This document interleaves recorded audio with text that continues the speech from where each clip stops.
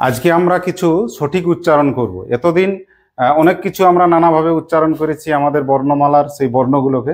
আজকে আমরা চেষ্টা করব এই বর্ণগুলোর সঠিক উচ্চারণ করার এবং শেখার। ঠিক আছে? তোমরা উচ্চারণ করেছো, না জানা নয়, কিছু জানা কিছু অজানা, আর যেগুলো আমাদের ঠিক নয় সেগুলোকে আজকে আমরা কি করব, ঠিক করার চেষ্টা করব। চলো বলো, হর্ষ ই। হ্রস্ব মানে ছোট, হ্রস্ব মানে কি ছোট, এইটা মনে রাখবে। হ্রস্ব মানে কি ছোট। তাহলে এটাকে আগে কি বলতে, হ্রস্ব ই বা যা খুশি বলতে। এখন কি বলবে, হ্রস্ব ই। বলো, এটা দীর্ঘ ই। দেখো আমি এই হ্রস্ব ইটাই আরেকবার লিখেছি, মানে উচ্চারণটা কেমন হবে, একটু লম্বা হবে। বলো, দীর্ঘ ই।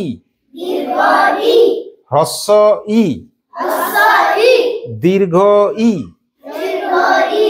হ্রস্ব মানে কি বলে দিলাম, ছোট। বলো, হ্রস্ব উ, দীর্ঘ উ। এটাকে কি বলবে, দীর্ঘ উ। এটা কি উ, এটা ইয়, উ ইয়, ইয়। এ পাশে চলে, হ্যাঁ ঠিক আছে।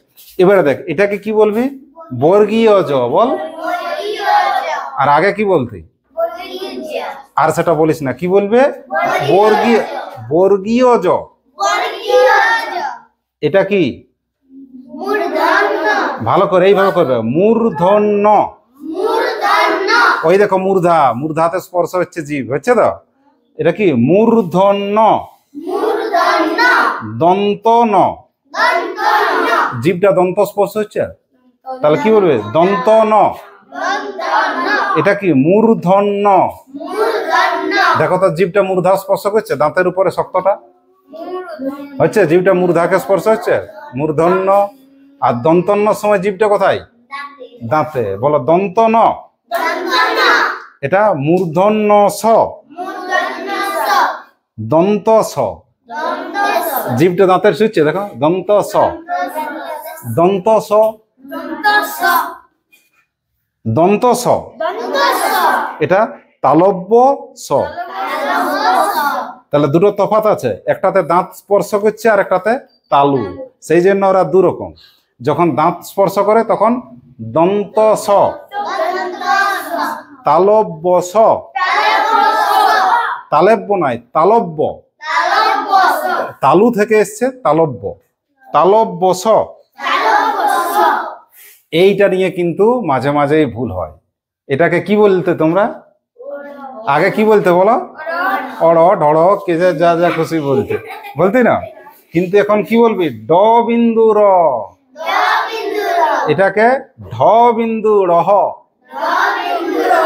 তাহলে একটা ড বিন্দু আর একটা ঢ বিন্দু, ঠিকঠাক বলবি তো। একটা ড বিন্দু আর একটা ঢ বিন্দু।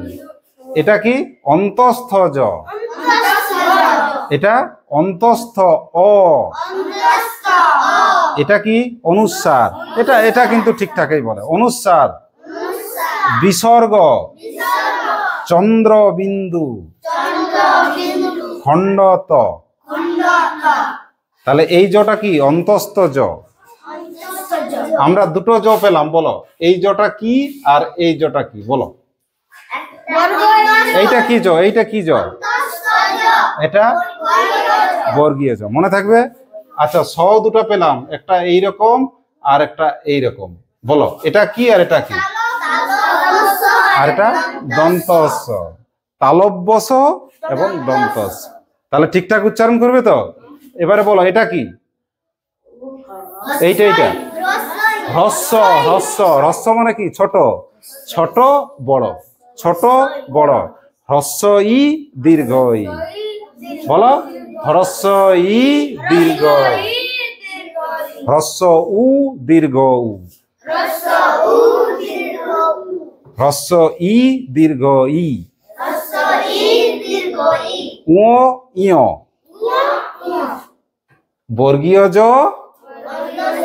এইটা কি জ, অন্তস্থ জ, অন্তস্থ জ, বর্গীয় জ।